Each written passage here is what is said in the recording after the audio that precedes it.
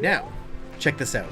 This fence is much too high for us to be able to make our way over. What we can do is there's actually a hidden ladder around the corner here, very easily overlooked. We can climb up the ladder, make our way this way.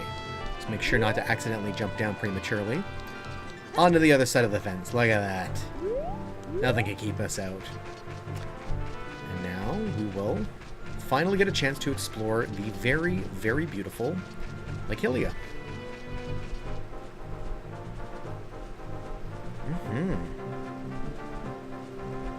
Yeah, I like this area of Hyrule a lot. Lots to do here, lots to explore here.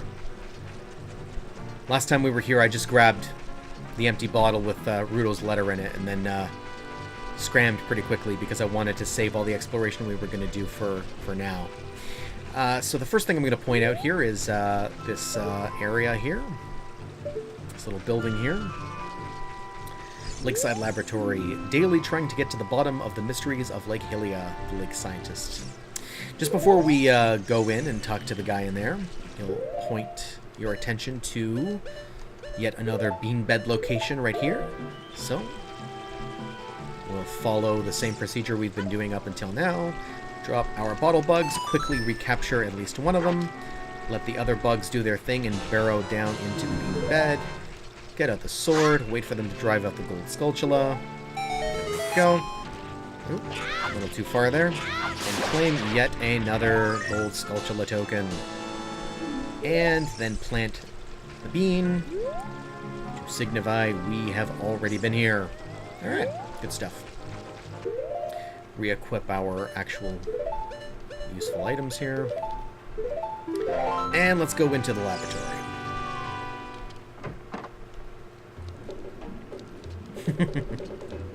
Interesting area. What's this?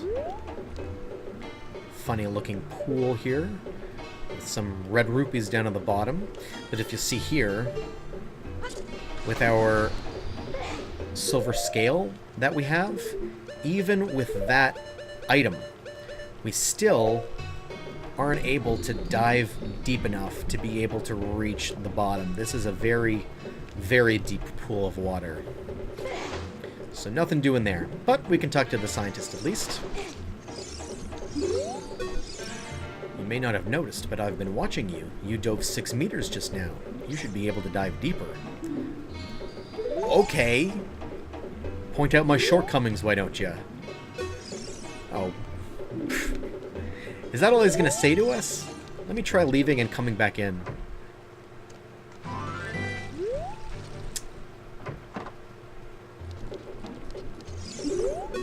Hello there, son.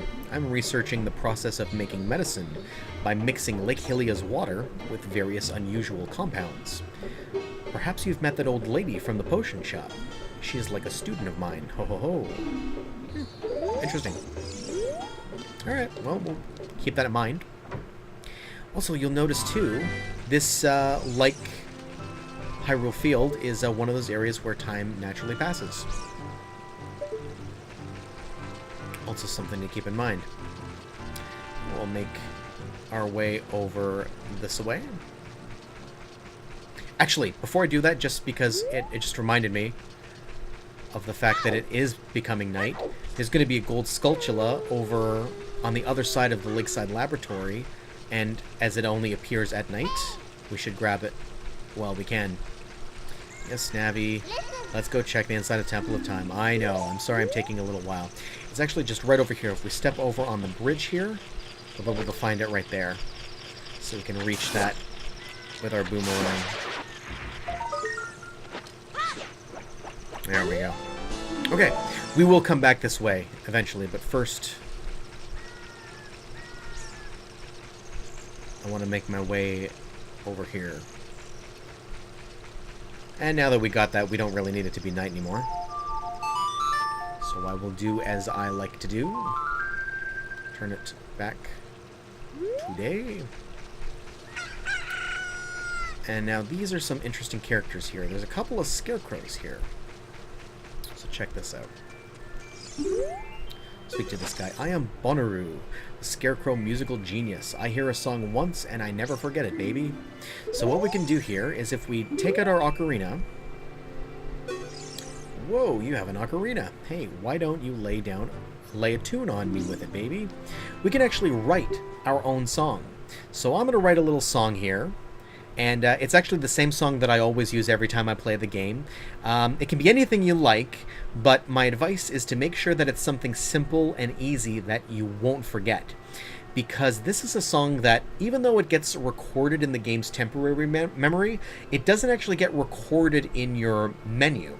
So unlike other official songs that you learn, you won't be able to refer back to the song again. So you've got to remember what the song is that you wrote. So again, that's why I recommend doing something simple. So that's why the song that I always play goes like this. So it's literally me just kind of going around in a clockwise circle around the buttons. Like that, right? A, down, right, up, left, A, down, right. Well, not bad. I will remember it for you anyway. I don't mean I can remember only 8 notes, but let's just cut it right there for now, baby. Right. So now that we've done that, we should now go and talk to this other Scarecrow. My name is Pierre, the Wandering Scarecrow. That's a funny joke. Actually, I wish I could wander to look for soul-moving sounds, but I'm kind of stuck here. But now that we played that song and we got Bonnaroo to remember it for us, if we play the same song for Pierre, we can do this now. So we play those 8 notes and then press B to stop. Now that sound makes it sound like you screwed something up, but trust me, that's actually the proper thing to do. Fantastic tune, it touches my heart. If you come up with a nice song, come back and let me hear it. Okay, now I don't want to get into spoilers, so I'll just say this. There's a very good reason that we did that, and in that particular order. And it's going to come back later in the game where we'll be able to play that song. It becomes basically unofficially known as Scarecrow Song. So if we play Scarecrow Song at later points in the game, it will provide us with distinct benefits that we really can not necessarily necessary for progress in the game, but will be needed if we hope to complete everything there is to in the game. Trust me, you're going to want to do this. Anyway, we'll leave it at that. Now what we can do is we'll swim across this little part of the lake here, just to this little, not exactly an island, but a little sort of offshore area here. And check this out. Fishing pond. The fish are really biting today. Yay! We're gonna go fishing! It should be fun. Read the sign here. Rules and regulations. Don't use sinking lures. Don't litter. Walk quietly. Alright, I think we can manage that. We'll speak to the guy here at the desk. Well, do you want to go fishing for 20 rupees? Yes, we do. Oh no, you don't have a rumble pack. With a rumble pack, you can feel the vibrations of a fish on your hook. This time, no rumble for you. Okay, listen up. Walk up to the water's edge and press Z to look at a fish. While looking at a fish, you can cast your line with B. Press A to break the line. When the lure drops into the water, you can wiggle it with the stick. And if you're a novice, you can also use B. Reel in your lure with A, hold down A and R to reel it in faster. And if you feel a hit, press A and the stick down to set the hook. After that, reel it in with A. Do you understand? Yes. I'm so generous, I'll let you fish for as long as you want. However, you can keep only 1 fish. The biggest fish ever caught here weighed 6 pounds. After you cast, you can change your view with Z. Let's fish. Alright, so it gives you the fishing hook. Look here. Check. The biggest fish ever caught in this pond weighed 6 pounds. The angler, the pond owner. So yeah, he really doesn't do a lot of business. He's doing his own fishing. So we speak to this guy again here. What do you want? So these are the options that he gives you here. Weigh my fish. Let's talk about something where I want to quit. Let's go. Let's talk about something. You want to try another lure? What are you talking about? Are you so selfish? Don't you know the old saying, a great fisherman never chooses his own lure? I'm not really going to spend any time talking about this, but there is a way in the game, and this is a secret I only discovered very recently, which goes to show how deep the secrets in this game goes. After all these years, there's still stuff that even an expert like me is uncovering. But there actually is a way of finding a sinking lure in here. It's really kind of just a bonus little kind of a fun gag, where if you find a sinking lure, when you cast off into the pond here, the lure, as the name implies, sinks all the way to the bottom and makes it a little bit easier to catch fish that like to kind of hang out near the pond floor that maybe otherwise aren't so easy to catch. But of course the trade-off is that if you catch the fish, you won't be able to receive a reward for it. And that's the reason why we're doing this. This whole point of this is we want to try to catch a really big fish. Now there's plenty of fish around here, and we can cast off and try to catch any of them we want. And you can see here we can actually target some of them specifically with Z targeting. But the one we want is actually located near the bottom, right here in the middle. You see where that log is out there? If we press B, we'll stand here kind of in shallow waters, and we'll press B, aiming right about here. And yeah, right about there. We'll try that. If it's not the best cast, then we can always reel all the way back in and cast again. Yeah, right there. See in the bottom left here? That's the big guy. That's the one we want to catch. So we'll hold down A a little bit and then let go. And the idea here is to get these fish to come after our lure here. We want to get them interested. So there, I'm pressing A a little bit to reel in, and okay, we didn't quite get his interest there, but I'll just show you some of the mechanics here. Just holding down A, that reels us in, and then like you said, if we hold down the R button with A, that'll reel in even faster. And then while it's out there, we can press B to kind of give it a little wiggle, or we can move the stick left and right to wiggle it like that. But anyway, the point is that once we get him interested enough, the fish will come up and bite our lure. As soon as that happens, immediately hit A to start reeling in, hold down on the control stick to set the hook in him to really get him hooked really good, and then hold A and R to try to reel him in. The smaller and lighter fish we should be able to reel in relatively easily, but that big lunker of a fish, he's going to be a hard sucker to catch. So hopefully, for the sake of this video, it doesn't take too long, but it may well take us a number of attempts in order to get this guy reeled in. He is a real tough mother. So let's see here. He seems to not be paying any attention to us because the lure isn't getting close enough to him. We gotta aim it just right. Maybe right about here. Yeah, there he goes. Okay, now he's interested. We gotta make sure to keep us in. Oh, I hope that small fish doesn't latch on. Oh, dang it. Okay, well, there we go. Hey, what happened? You lost it.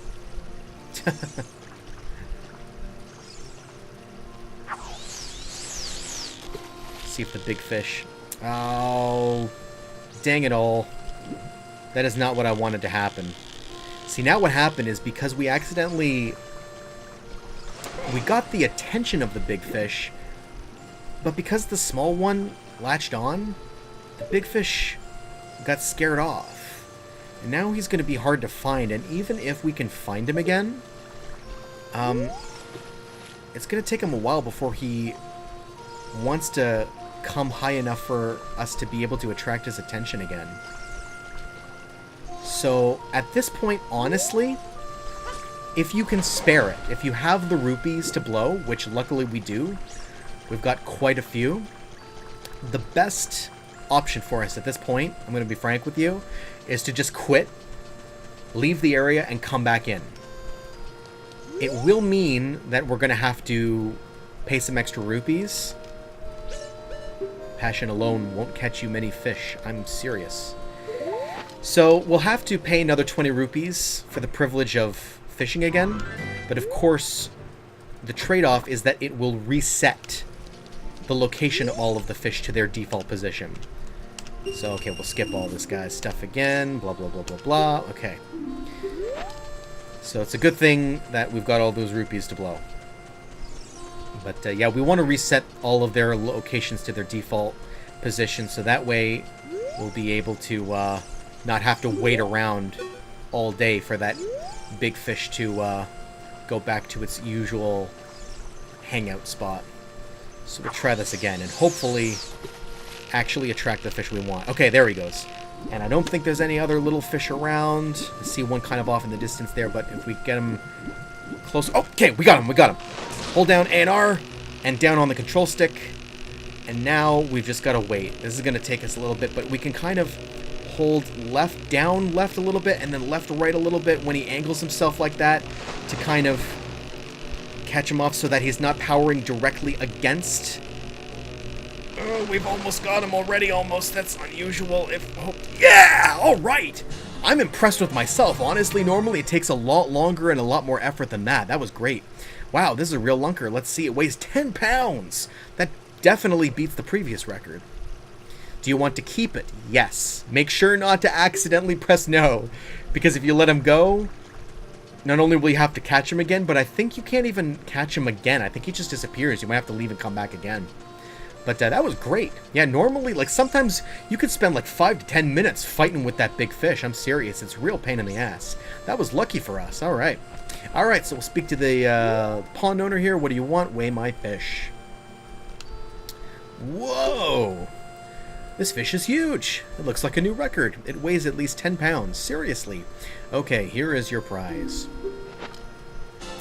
You got a piece of heart. Collect 4 pieces total to get another heart container. More containers mean more life energy. Okay, look at this.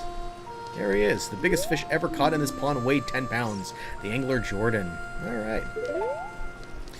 Now we can't just leave while we're holding the fishing pole. We have to actually officially tell the guy we're quitting. Come back when you get older. The fish will be bigger too. Well, maybe. Alright. Another piece of heart to add to our collection. Look how big this lake is. Very vast location. Alright. So come back over to the mainland over here. And just a couple more things that we can do while here.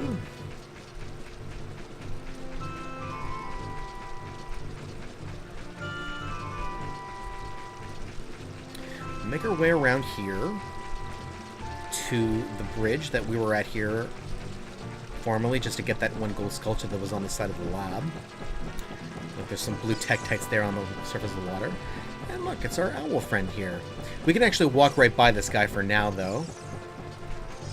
But we'll come by and talk to him at a later time. But I just wanted to show what's over here. This is interesting, this other little island off in the middle of the lake. Look, it's another one of these peculiar raised platforms that we've been encountering every once in a while. And look here, that's interesting. There's sort of a plaque here. I'll go check. When water fills the lake, shoot for the morning light. That's an odd riddle. Wonder what that means. But of course, while we're here, if we come over this way, we'll find that there's another gold Skulltula here. And this one also only appears here at nighttime. So we'll grab it and collect its remains. And also, I think there's another secret here too. Yeah, see, Navi's showing this as a point of interest, but no real clues. I think what we can do is if we play a certain song, we can make a fairy appear here. I think it might be Sun Song, maybe? It might be Sun Song, or it might be the Song of Time. Let's try both. Well, we want to make it daytime anyway. Yeah, look at that. Yeah, made a fairy appear. Yay, that's fun. Okay.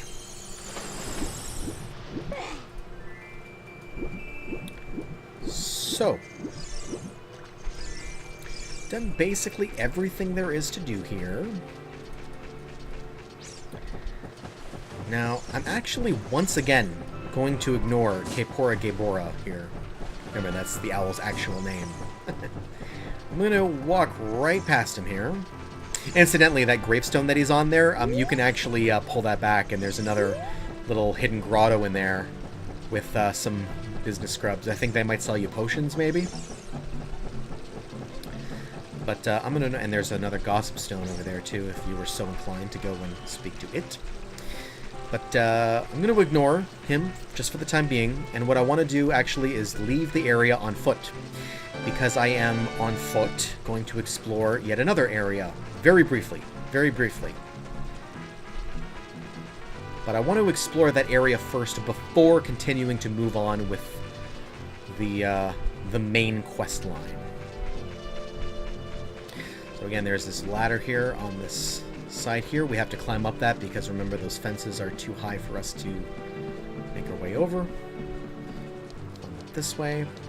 And this time, we're going to head into West Hyrule, area of the overworld that we haven't been to before. You can see here on our major map we've been in the center of Hyrule, in the north, east, and now south, having explored Lake Hylia, but we haven't been west. So we're going to go that way, just briefly.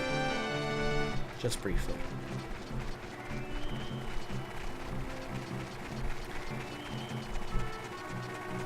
You'll see that P-hat above there, rather than some of those other P-hats that chase us.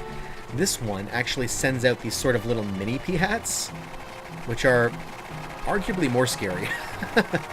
So if we just kind of hold out our shield here to protect us, that should be enough to get them off our case. I think we can shoot them down like that too. But anyway, make our way back. And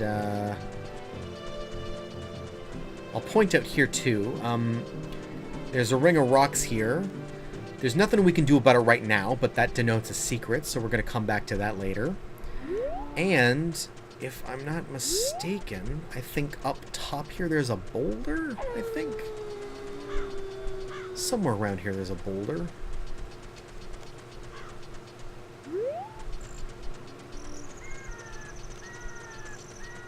I'm not sure where it is. Maybe the boulder doesn't appear until later. Anyway, there'll be another secret around here too, at any rate. So, we will turn it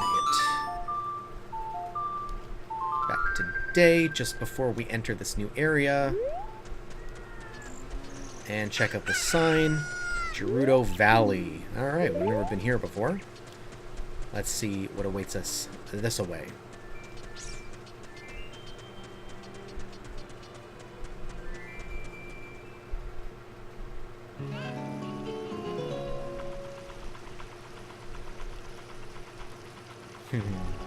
Some of my favorite music in the entire game. In fact, it has a reputation for that. A lot of people will cite this song as among one of their favorites, if not their favorite songs in the entire game.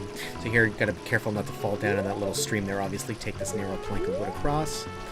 And, wow, this is a very rocky kind of a canyon area here, isn't it? Let's take a look at the sign here.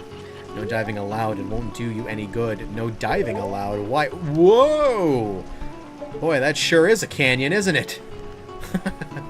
Be careful not to fall down in there. Okay, well, you'll notice that there's a bridge, actually, crossing the canyon, so that's convenient. But holy cow. That is a bit of a drop, isn't it? Alright. Ah, well, look here at the other end of the bridge. It's a Gerudo. The only other Gerudo we've encountered so far was Ganondorf. This Gerudo is female. The Gerudo's fortress is located beyond this gate. A kid like you has no business there. Okay, so apparently we can't do anything to cross this way right here. Kids aren't allowed in. Well, that's not to say, though, that there's not a few other things that we can't do over here. First, I'm going to turn it back to night, because as it happens, there is yet another gold Skulltula that appears here only at nighttime. And look at that. See, look, it just appears right there above where that water is coming out of the crag there. So we can grab it here with our boomerang. now there's a couple other things that we can do by doing, guess what? Doing exactly what they said not to do.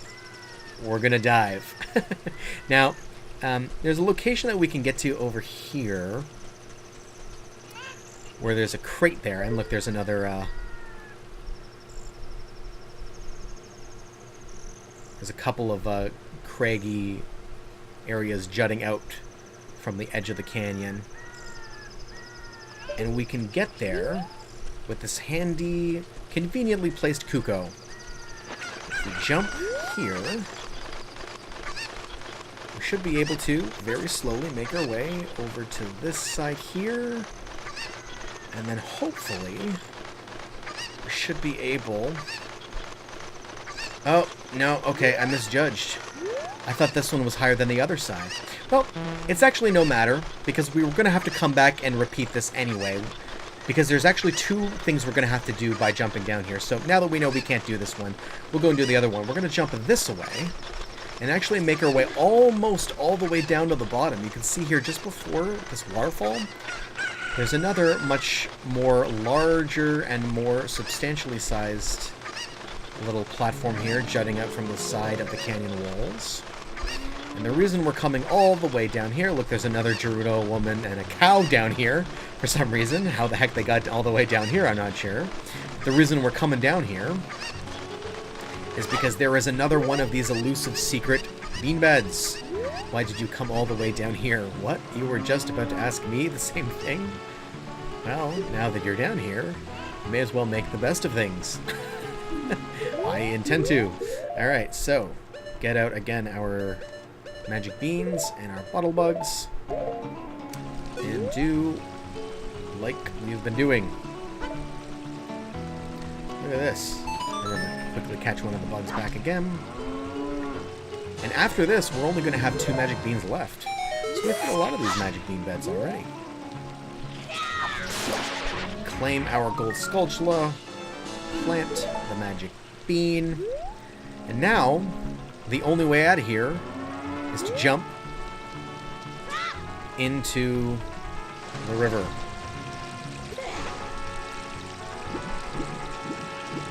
And the current of the river is far too strong to swim upstream, so we're going to have no choice but to go downstream. But you'll see where it leads us is right back into Lake Hylia.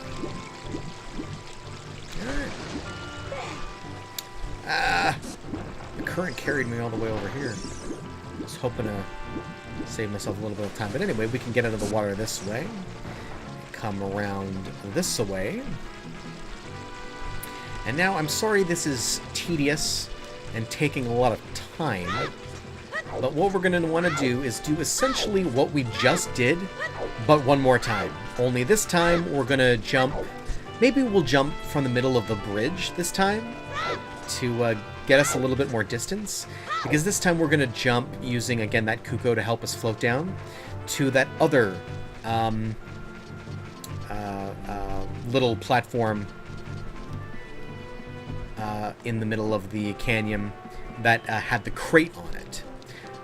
Like I mentioned when we were just there, I thought the platform that we did jump to was higher, so we were going to be able to jump from that over to the crate platform.